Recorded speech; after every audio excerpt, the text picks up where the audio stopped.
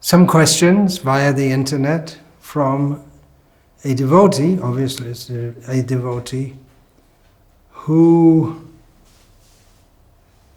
has given his identity as Mridanga drum.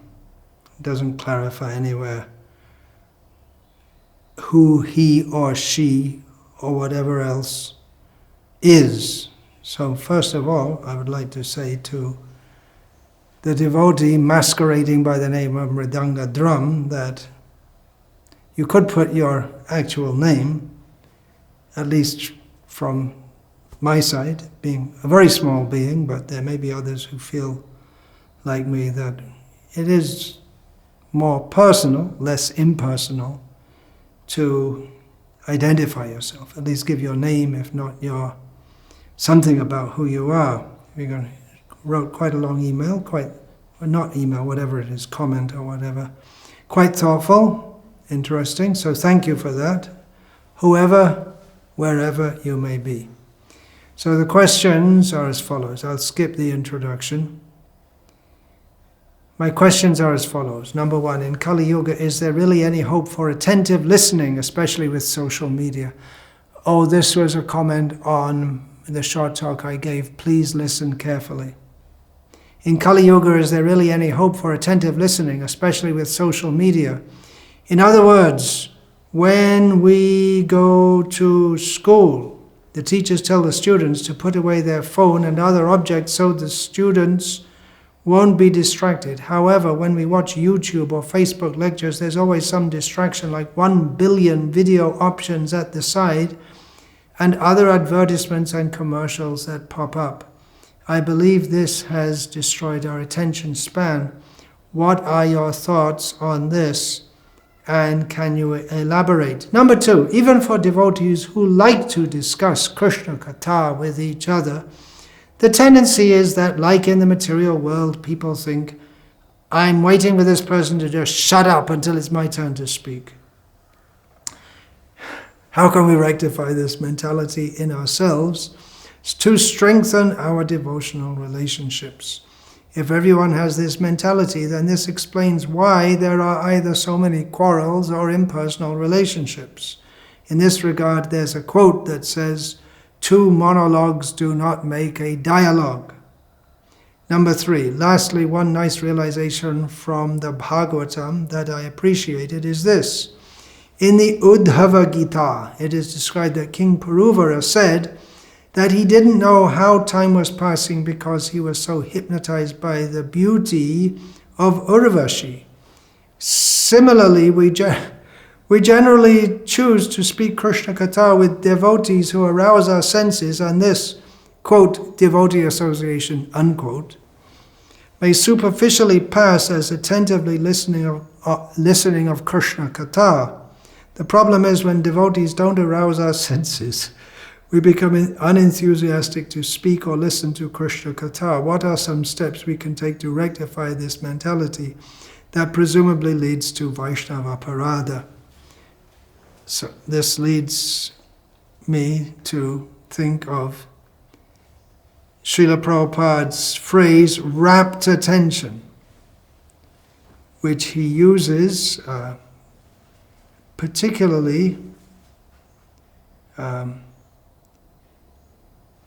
at the end of the third chapter of the first canto of Bhagavatam. At the end of this chapter come some descriptions.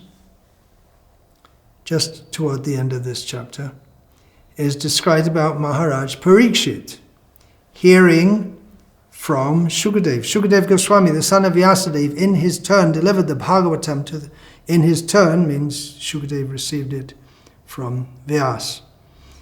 Delivered the Bhagavatam to the great emperor Parikshit, who sat surrounded by sages on the bank of the Ganges, awaiting death without taking food or drink. He was really into it. He wasn't getting distracted. He didn't have 1 billion Facebook videos to look at to distract him. And even if there was, he wasn't interested. Then the next verse is a very famous verse, text 43. Krishne swadhamo pagate dharma jnana adibhi saha kalo nashta drishamesha Puranako dhunoditaha. This Bhagavat Purana is as brilliant as the sun, and it has arisen just after the departure of Lord Krishna to his own abode, accompanied by religion, knowledge, etc. Persons who have lost their vision due to the dense darkness of ignorance in the age of Kali shall get light from this Purana. And then, text 44, the last verse in this chapter. This is Sut Goswami speaking to Shonak and the other rishis at Naimisharanya. O learned Brahmanas, when Shukdev Goswami recited Bhagavatam there, in the presence of Emperor Parikshit, I heard him with rapt attention, and thus, by his mercy, I learned the Bhagavatam from that great and powerful sage.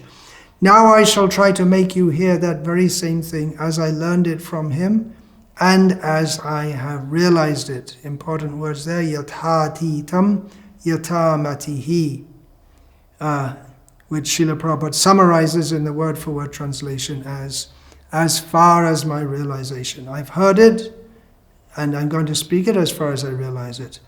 Now, I'm not going to read the whole of this purport. The first line of this purport, one can certainly see directly the presence of Lord Sri Krishna in the pages of Bhagavatam if one has heard it from a self-realized great soul like Shukdev Goswami. And most of the purport is about hearing the Bhagavatam from a proper person, not a person who wants to get money from it. Srila Prabhupada writes, simple hearing is not all. One must realize the text with proper attention. The word nivishta means that Sutta Goswami drank the juice of Bhagavatam through his ears. That is the real process of receiving Bhagavatam. One should hear with rapt attention from the real person, and then he can at once realize the presence of Lord Krishna in every page. The secret of knowing Bhagavatam is mentioned here. No one can give rapt attention who is not pure in mind. No one can be pure in mind who is not pure in action. No one can be pure in action who is not pure in eating, sleeping, fearing, and mating. But somehow or other, if someone hears with rapt attention from the right person, at the very beginning one can assuredly see Lord Sri Krishna in person in the pages of Bhagavatam. So I was asking to please listen carefully. And the role model is who? Who would you say from this? Parikshit Maharaj. And also Sut Goswami. And before that Shukadev. And after that Shonak and the other rishis. Parikshit Maharaj listened with rapt attention 7 days and 7 nights. Without sleeping, without eating. Often we find that within 7 minutes of a talk on Bhagavatam, someone goes to sleep. And there are so many great personalities, spiritual personalities, who came to hear Bhagavatam when Shukadev recited it. Actually, they didn't come exactly for the purpose of hearing Bhagavatam, but they knew something spiritually important is happening here. So they came and they were blessed by hearing the Bhagavatam. And we don't hear that they set up a pizza bar on the bank of the Ganga. So presumably or that they made some tents and charpoys for everyone to lie on. So presumably the sages, they all listen day and night also.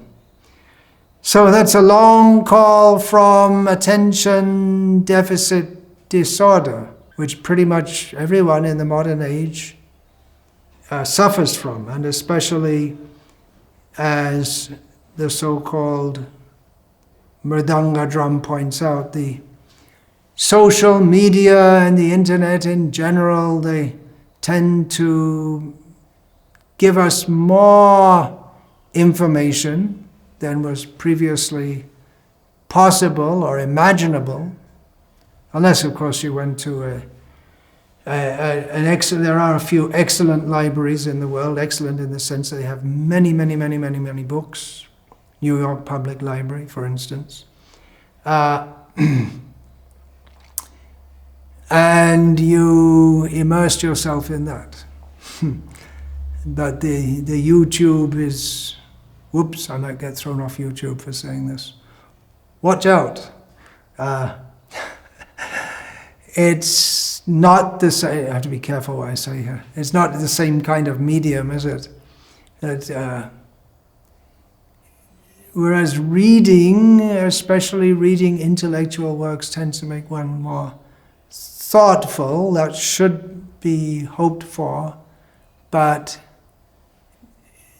surfing through so many different kinds of entertainment available on the internet makes us more and more feckless, it would seem.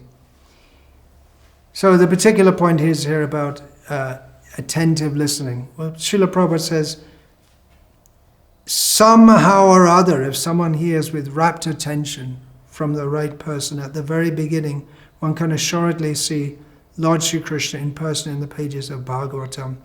So it's hoped that persons who hear Krishna Katha, they have some realization of what they're doing and the importance of doing this. Krishna Katha can also be some kind of, or presented as some kind of entertainment, where many pastimes are told in a very attractive way. Yes, it's good to tell Krishna's pastimes which are naturally attractive in an attractive way, but if the aim is to entertain rather than enlighten, we're probably off track. Hearing the pastimes of Krishna is especially meant for liberated persons. Non-liberated persons can also hear and be benefited, but we find in the Bhagavatam itself there is so much discussion of not only the pastimes of Krishna, but also expanding on the pastimes of Krishna, that this material world is dukkhalayam ashashvatam. Everything in this material world is temporary and miserable. How we are bound in this material world, these topics are there also. Now, via the internet, there is nowadays a tremendous scope for expanding the penetration of Krishna Katha. I'm sitting in an almost unknown place in Kerala, South India at the present time, and this broadcast will go all over the world. So that's a very good facility for spreading topics of Krishna. But at the same time, we're up against competition of 1 billion, it's said here. I don't know how many video options are there, but quite likely there may be 1 billion by now on YouTube and all these things, of Krishnetara Katha, topics which are not directly connected with Krishna. And people very easily have the option of just, well, you watch something, oh, I'm not interested in that, and go on to something else. So there may be a thought that, well, we should try to make the presentation of Krishna consciousness in such a way that is very attractive to people, so they don't change channel, or they don't go on to see something else. In other words, to make it more entertaining. All right, there's some facility for that. That's maybe a good argument, but on the other hand, we're not going to get such serious listeners. And we may attract many people to hear, but we may not give them what they really need to hear. Giving people what they want to hear and giving them what they need to hear, these are two different things. They don't usually coalesce, except for pure devotees. I've discussed this point in a book which I compiled called On Speaking Strongly in Srila Prabhupada's Service. So attention span. Yeah, we can't keep our attention on talks. Actually, the speaker, following the example of His Divine Grace Srila Prabhupada and his Guru and Shukadev Goswami and Parikshit Maharaj, they should speak very gravely. As again, I've discussed this in that book. They should speak very gravely, and then we may say, well, not many people will hear. Yeah, well, Bhagavatam is meant for serious listeners. Personally, I try to make my talks for serious listeners without entertainment, although it does get spiced up a bit with thumbnails and some pictures and this and that. But basically, what's important is the speaking and the hearing. And although I'm told that shorter talks are better for getting people to come in, well, we don't want people just to come in, we want them to be benefited. So really the longer talks are more important. They're not just you look at something and then you go and watch something else, nothing to do with Krishna consciousness, just flit from one thing to another. We're aiming at serious hearers. As certainly Srila Prabhupada was. He wasn't what you would call an entertaining style of speaker. So it may be that attention span has gone down. Okay, well, if you find that's happening with you, then what can you do? Cut it out.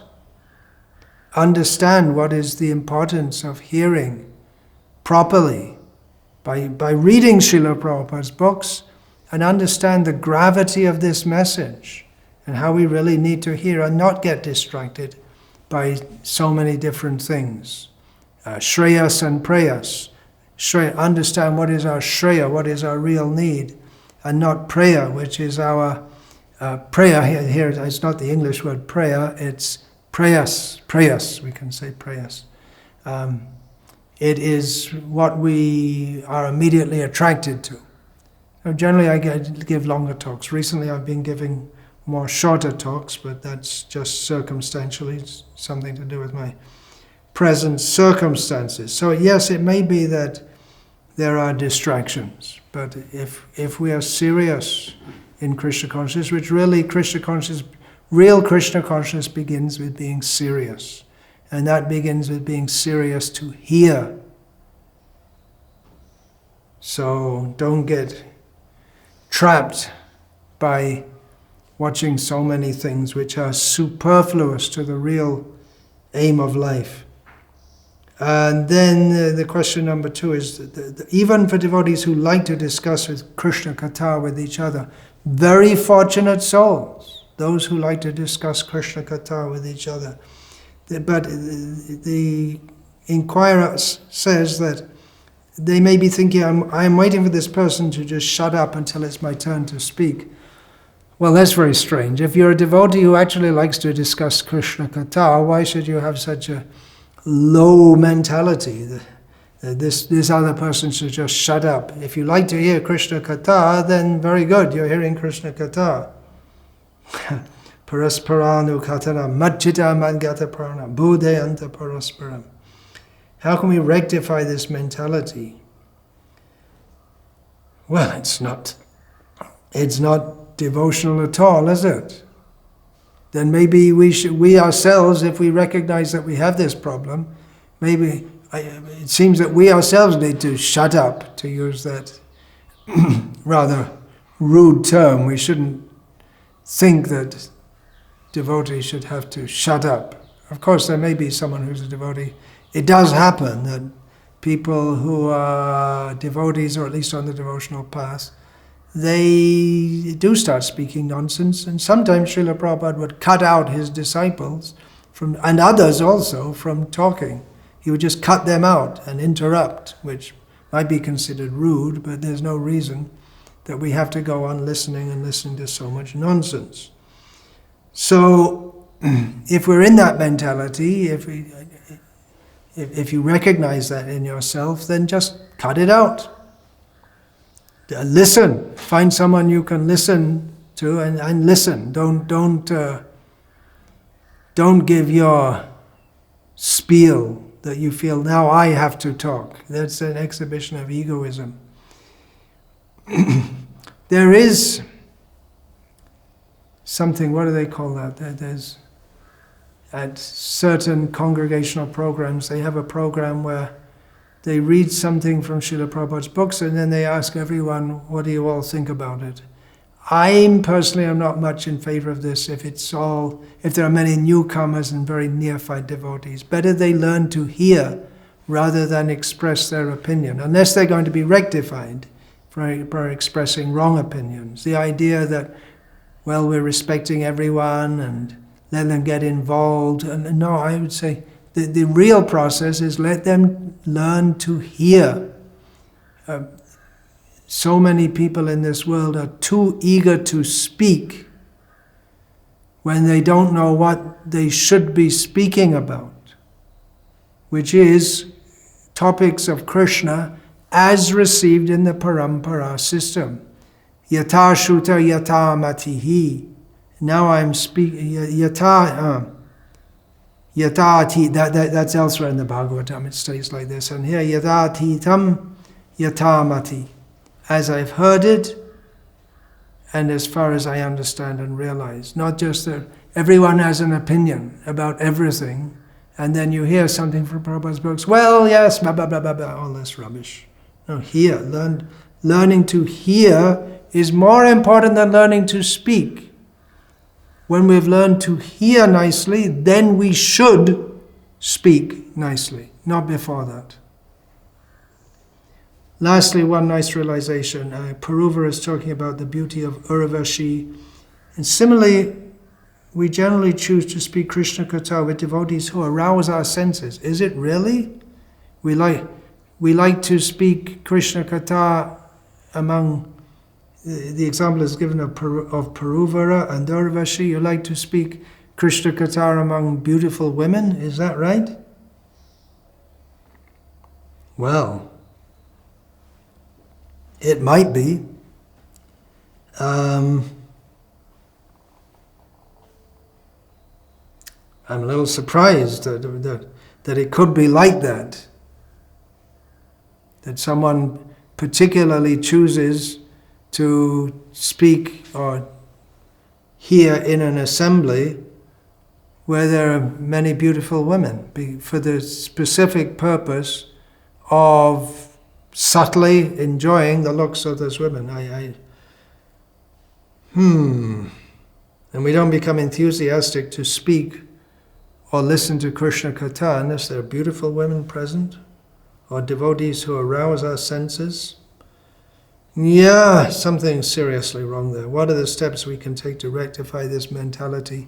Well, the lockdown is there and the pandemic and all this kind of thing, so it's not so easy to get assemblies of devotees together. Beautiful women or non-beautiful women. Yeah, beautiful women can also take to Krishna consciousness. They're not banned from it. Although the aim of Krishna consciousness is not to attract beautiful women or to attract anyone except Vishnu and the Vaishnavas. Some of the Vaishnavas may presently be in the bodies of beautiful women. It's not impossible. What are the steps that we can rectify this mentality? Well, listen actually to Krishna Katha. Maybe not the body. We shouldn't be attracted to the body. It's difficult not to be attracted to bodies. We've had this disease since time immemorial.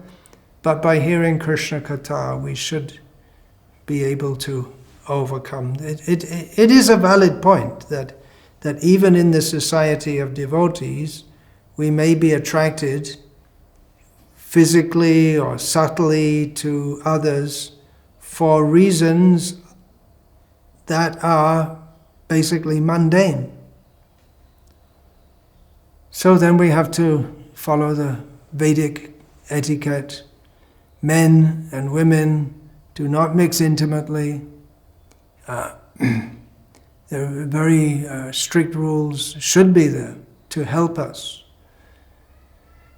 To not become attracted in a mundane way to others while we're practicing Krishna consciousness. And actually it's a fact that within our Vaishnava society, so many problems have been caused due to improper mixing of men and women.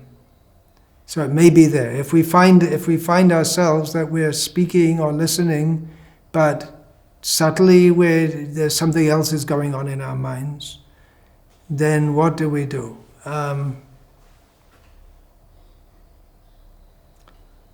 We may become very strict in this regard. Don't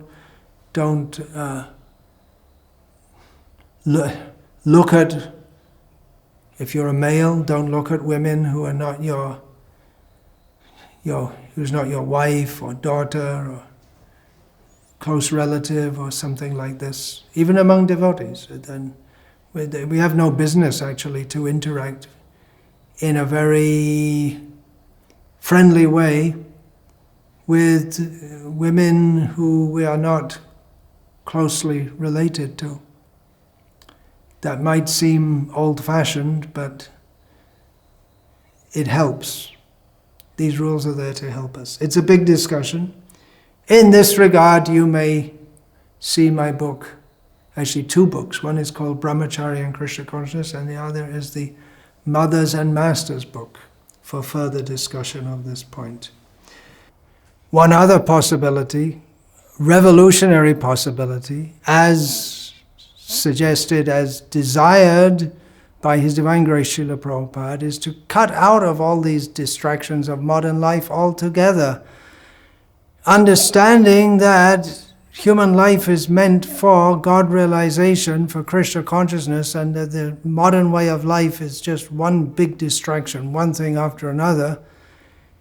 Devotees are choosing to go with their families to pilot Varnashram projects that are going on in India and other countries, where they choose not to have electricity, keep things simple and keep so many distractions out. Not have electricity, simple living, and high thinking, so that they get Krishna Katha in the traditional format of sitting, coming together with devotees every day, minimum twice a day, every day, to discuss the topics of Bhagavatam, Bhagavad Gita, Ramayana, and so on. So that's a possibility. You may think, that's impossible for me. But those devotees who are living on those farms, they didn't think about it previously. They could have never imagined, but now that they've understood the importance of Krishna consciousness and how much modern life distracts us away from it, they have made that choice, and they're very happy to do so. Life is austere. That's good. Some austerity is good for advancing in spiritual life, but the devotees are very happy because they are living in a situation whereby no one can hear with rapt attention, whose mind is disturbed, and no one can be pure in mind unless they're pure in action. So you could start to think about it. If you're really serious about hearing about Krishna with rapt attention, as we should be, this is really the best situation we can put ourselves in to do so. Think about it.